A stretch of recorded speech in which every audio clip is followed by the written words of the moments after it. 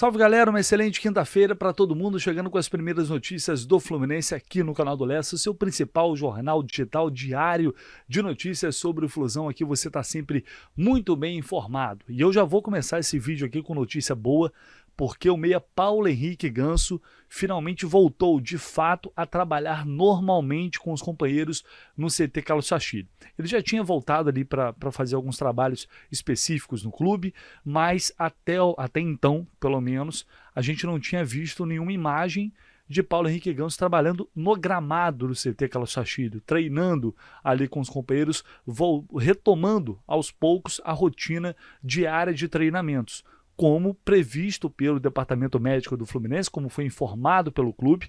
Ele retoma as atividades. A gente sabe que ele não estará à disposição para enfrentar o Fortaleza, mas a previsão do Fluminense é de que a partir da segunda rodada contra o Santos, aí sim Paulo Henrique Ganso estaria novamente à disposição do técnico Mano Menezes. A gente sabe que ele teve ali, infelizmente, a pré-temporada interrompida, a sua segunda pré-temporada. Ele começou, aí teve a situação da miocardite, veio à tona, ele passou por aquele período de repouso absoluto, voltou a treinar, teve que fazer um novo procedimento de ablação, que trata, normalmente, é bem específico para tratar arritmias, cumpriu novamente um período de repouso, de pouco mais de uma semana, e voltou. Agora retomou os treinos, aparentemente tudo bem com o Paulo Henrique Ganso, inclusive para pessoas próximas ali do dia a dia do CT. Ele diz que está se sentindo realmente muito bem, não tem qualquer tipo de limitação e está muito confiante que a partir de agora ele vai ter vida normal. Ele vai poder treinar, não vai ter nenhum tipo de interrupção e, se Deus quiser, muito em breve, como previsto, ficará à disposição do Mano para iniciar a temporada 2025. Com atraso, mas é o que eu venho reforçando desde quando, enfim, aconteceu tudo isso com o nosso camisa 10. O importante é que ele volte com saúde, que ele volte bem, que ele volte com confiança, né, para que ele possa render o seu melhor a partir de agora. E a gente sabe e já percebemos o quanto Paulo Henrique Ganso faz falta. De um modo geral, ele sempre faz falta, mas em alguns jogos especificamente, o Fluminense fica muito carente desse jogador, que hoje, basicamente, não tem no elenco. Tem o Lescano, chegou agora, jovem, contratado, com moral, promessa do futebol paraguaio, mas é uma promessa. É um jovem que a gente vai ter que esperar o tempo de maturação, a gente vai ter que esperar a oportunidade para ver como que ele vai reagir, entrando aos poucos no time. Depende também do Mano Menezes, que até agora, por exemplo, não colocou lá a Vega para jogar. Então a gente não sabe como vai ser esse processo. O Lima joga por ali, mas sabemos também que não é o cara para fazer essa função. John Arias pode fazer? Fez durante o Campeonato Carioca, mas a gente acaba perdendo o Arias onde ele se sente mais à vontade, onde ele atua melhor, que é o lado direito de ataque. Então a volta do Ganso, evidentemente, é uma notícia muito boa, é a melhor notícia que a gente poderia ter agora, pensando em Campeonato Brasileiro, pensando em início do Sul-Americana, em Copa do Brasil que vem por aí. Então tomara que ele consiga realmente ter uma plena recuperação e começar esse 2025 com tudo. Quem também voltou a treinar no CT foi o meia Renato Augusto, recuperado de uma lesão no ombro, passou por uma cirurgia, também teve ali um período de repouso, fisioterapia, e agora Renato Augusto está voltando. A gente sabe que infelizmente não dá para esperar muita coisa do Renato Augusto, por tudo que a gente tem visto até agora. Não é um jogador que a gente conta, que a gente imagina, pô, caramba, agora temos o Renato Augusto no banco de reserva. Sabemos que não é, mas enfim, ele faz parte do grupo do Fluminense, está lá trabalhando, treinando, fazendo o dele, e quando tiver à disposição, naturalmente, também será uma opção ali para o Mano Menezes. Olha só, se você não deixou o seu like, chega, fique à vontade, a casa é sua, vocês sabem disso, e recebam bem quem está chegando pela primeira vez, está conhecendo agora o canal do Lessa. Se você é essa pessoa, te convido a fazer a sua inscrição. Deixe a sua inscrição, o seu like é muito importante, ative as notificações, porque aqui você vai ficar sempre muito bem informado de Fluminense. O pessoal que está aqui todos os dias comigo, acompanhando, dando força ao trabalho, sabe disso. Então você pode deixar o seu like, que é de graça também. Fique à vontade e vamos tocar aqui este vídeo, porque ainda temos muito mais notícias. Galera, eu vou colocar na tela aqui essa matéria que está lá no site da ESPN, porque a FIFA oficializou a premiação, finalmente, né? A premiação para o Mundial de Clubes deste ano de 2025, que o Fluminense estará lá nos Estados Unidos e nós estaremos também fazendo a cobertura lado a lado com o Flu, como sempre, como vocês já estão acostumados. E vamos lá, a premiação está batendo com o que foi divulgado recentemente nos bastidores, depois de muita especulação, desde o ano passado, na verdade, porque a promessa era de muita grana, muito dinheiro, e a FIFA vai cumprir com essa expectativa. Desde quando o Fluminense foi campeão da Libertadores e começou a pensar nesse formato no Mundial, o Fluminense já contava com essa grana, imaginando que seria realmente uma premiação muito grande. E de fato isso vai acontecer. Há uma diferença significativa entre clubes sul-americanos e europeus, que também era esperado, natural devido à relevância dos principais clubes europeus, não todos, mas dos principais que estarão nessa competição, mas ainda assim os clubes da América do Sul vão receber, só para participar da fase de grupos, pouco mais de 15 milhões de dólares, quase 87 milhões de reais. E além desse valor fixo só pela participação, cada vitória na fase de grupos vai valer 2 milhões de dólares. Tá? Isso ultrapassa a casa de 11 milhões de reais. Então só para você, aqui ele cita que se um brasileiro for campeão vencendo todos os jogos da fase de grupos, pode chegar a 586 milhões de reais. É um negócio meio fora da realidade, mas é só para a gente ter uma dimensão do que a FIFA está investindo nessa competição. 1 bilhão de dólares. A maior premiação que a FIFA já fez, superando a Copa do Mundo do Catar. Mais de 5,7 bilhões de reais. É muita grana. É muita grana. Enfim, mas numa previsão aqui real, vamos supor, o Fluminense perdendo para o Borussia, ganhando 2 jogos na fase de grupos e chegando pelo menos nas oitavas de final desse Mundial, veja bem, o Fluminense vai chegar ali a faixa mais ou menos de 150 milhões de reais em premiação.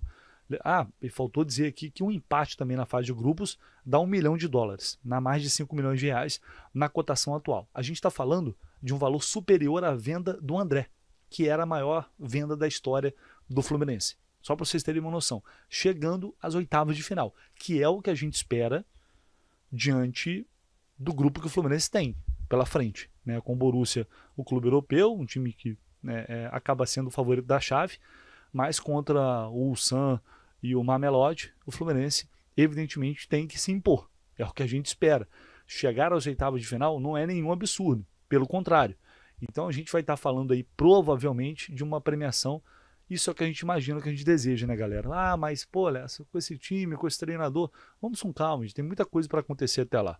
Vamos devagar, vamos respirar. Mas isso que a gente espera, que a gente quer. E é viável, é possível.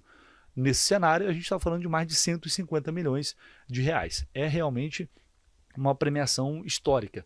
E aí a gente vai ali para a diferença, né, entre os continentes. O futebol europeu, os times europeus vão receber 12,8 até 38, quase 40 milhões de dólares, porque alguns clubes vão ganhar menos. Clubes têm menos relevância lá na Europa, vão ganhar um pouco menos.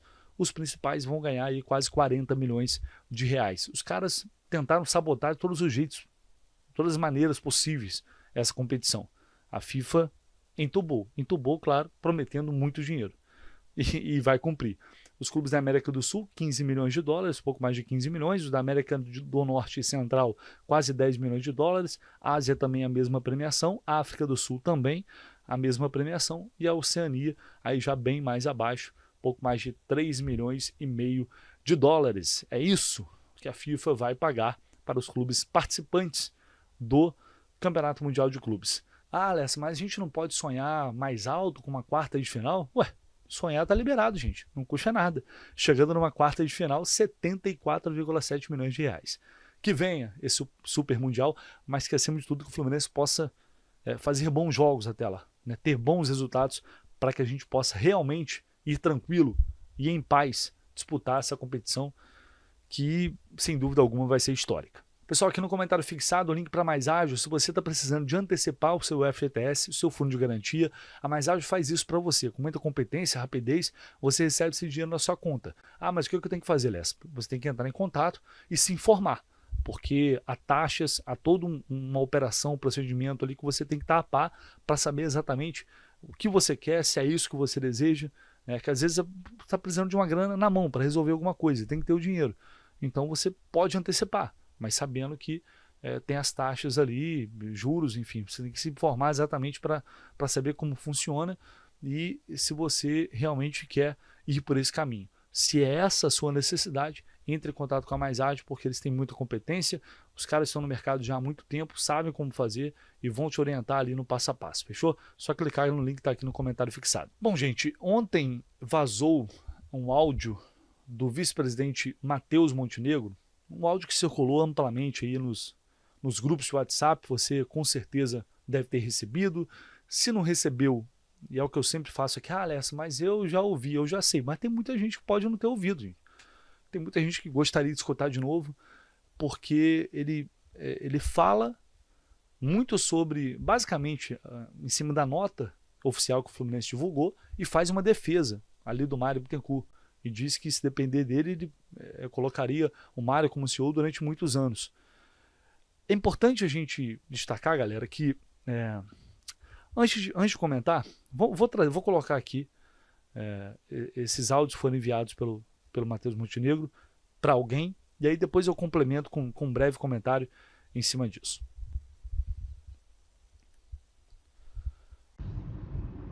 Fala, tudo bem? Cara, eu vi a nota assim, deixa eu te explicar assim.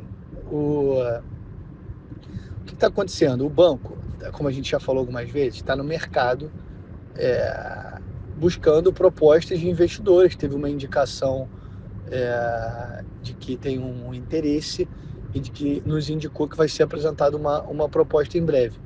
Essas coisas que saem na imprensa são coisas que o banco está conversando com os investidores, mas que a gente não tem nenhuma sinalização firme do que vai acontecer. Então, a gente tem que esperar, cara, não tem muito jeito. Só que tem muita gente se aproveitando para falar um monte de bobagem. Então, é basicamente isso. Aí eu vou te explicar algumas coisas, assim.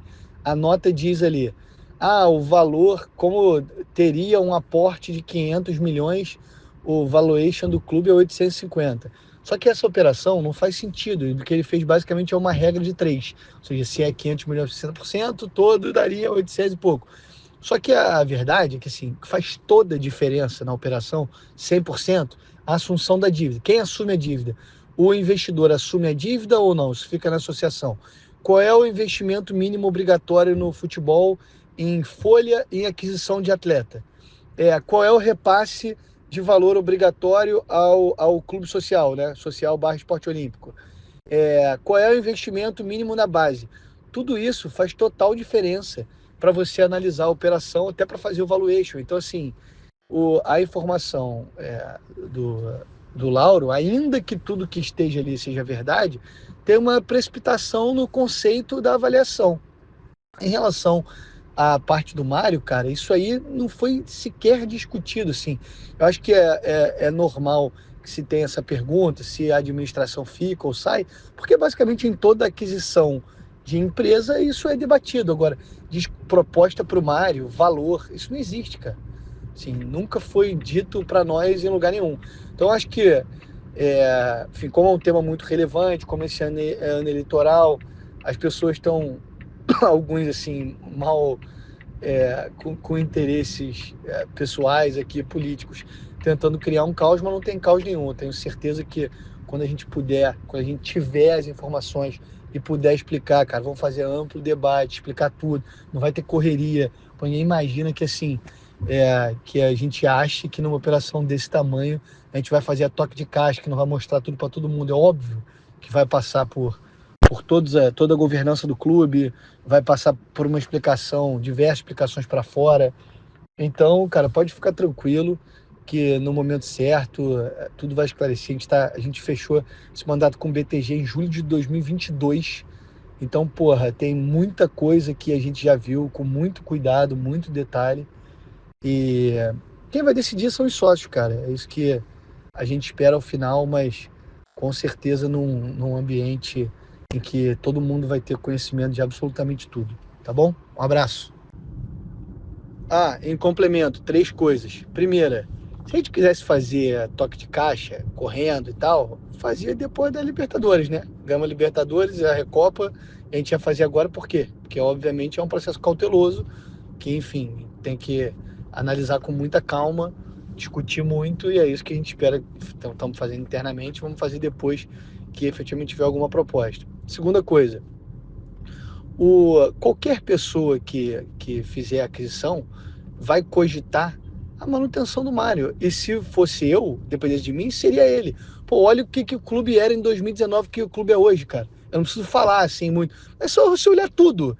Olha a receita, olha o que a gente conseguiu fazer do equacionamento da dívida, pô, de não ter mais penhora, de ter todos os salários em dia o tempo inteiro, de ganhar título. Então, assim, eu acho que tem muitas críticas que são feitas e tal, em relação a coisas pontuais, mas se você olhar o clube antes da gestão e hoje, é incomparável, assim, é incomparável. Então, enfim, é óbvio que isso vai ser levado em consideração, e se eu fosse investidor, eu deixaria o Mário tocando lá a SAF. E lembrando que o investidor, ele pode escolher quem ele quiser. E outra coisa também que é relevante, então, muita gente falando de valuation, assim, e tal, essas coisas, e comparando com outras operações, assim, cara, o valor da Portuguesa, tem que analisar o que foi comprado, assim. A Portuguesa, com todo respeito, não tem, pô, jogador, não tem receita de TV, não tem base, não tem nada. O que os caras compraram? Imobiliário, terreno. Então, assim, é totalmente diferente você analisar essas operações de acordo com o que está sendo vendido, qual é a expectativa do investidor. Então, tudo isso a gente vai poder fazer assim que a gente tiver uma proposta, e fazer isso de forma pública, beleza? Abraço. Bom, o que eu ia dizer, gente, é importante destacar que o Matheus Montenegro, ele é vice-presidente do Fluminense. Ele faz parte da gestão Mário Bittencourt. Então, mas esse áudio está defendendo o Mário. Sim, gente, óbvio que está defendendo o Mário. Ele faz parte da diretoria. Ele provavelmente será o candidato à sucessão do Mário como presidente do Fluminense, tendo SAF, não tendo SAF. A gente vai ter eleição no final do ano. Então, é óbvio que ele vai defender a gestão da qual ele faz parte. E ele é um cara que conduz assuntos e temas muito importantes hoje no Fluminense, os mais importantes. Não só a SAF, mas a questão da LFU, dos direitos de transmissão. O Matheus Montenegro sempre esteve liderando esse processo. Então ele é um cara que ele tem todas as informações, ele sabe o que está acontecendo, e é óbvio que ele vai partir para um lado de defesa. Isso é evidente. Agora, ele destaca pontos aqui, muitos do que eu falei ontem, sobre essas notícias. Primeiro, gente, esse tipo de notícia que vazou na Lauro Jardim, tem notícia não. Eu, por exemplo, falo por experiência própria. Tem muita coisa que algumas pessoas chegam para mim e comentam. O cara não tem intenção nenhuma. Mas eu, pelo contato, pela proximidade, chegou até mim. Eu vou apurar aquela informação, vou obter mais detalhes, vou correr atrás. E aí eu consigo chegar a uma notícia. Então tem esse lado da notícia. O outro lado por muitas vezes, quem passa a informação tem algum tipo de interesse. Seja de um lado ou de outro, não importa. E a forma como a notícia chegou para o Lauro Jardim, para mim, denota claramente que ela veio de alguém que faz oposição, ou que não tem, talvez, interesse que essa SAF saia. Né? Tá? Essa é a percepção que para mim é evidente depois de todo o episódio. Então o Matheus Montenegro ele bate muito na tecla de que tem que esperar a proposta chegar, porque a venda do Fluminense ela envolve muita gente comparando com a Portuguesa. Por isso eu falei, não é só o valor, gente. Não é só o valor de 500, 600, 700, 800 milhões. E a dívida é esse valor. E assumindo o compromisso de quitar toda a dívida, então, peraí, o Fluminense não vale só 800 milhões. O Fluminense tem uma dívida de mais de 800 milhões. Então ele vale muito mais do que isso. Só que o investidor ele vai se comprometer a quitar essa dívida. E tem que estar documentado, tem que estar no contrato. E Xerém, como fica? Como fica a exploração de Xerém? O Fluminense tem contrato altíssimo de direito de transmissão, de uma liga que está para sair. Então tudo isso está dentro desse bolo de negócio. E por isso eu falei ontem, a gente vai ficar falando aqui, para um lado, para o outro, cravando às vezes um tipo de situação que ainda não está clara e que não está definido. A gestão está prometendo constantemente transparência. O Matheus Montenegro, o presidente Mário Bittencourt já fez isso, em comunicados oficiais o clube já fez isso. Então é algo que a gente vai cobrar, que o torcedor tem que cobrar, para quando ocorrer a votação, que todos os sócios possam ter as informações de maneira clara e objetiva, para saber o que está sendo votado, para saber o que está no contrato, para saber as garantias. Quem vai assumir, quem vai ser CEO, quem não vai ser CEO, tempo de contrato, como que vai funcionar o abatimento das dívidas, o investimento obrigatório na folha, na aquisição de jogadores.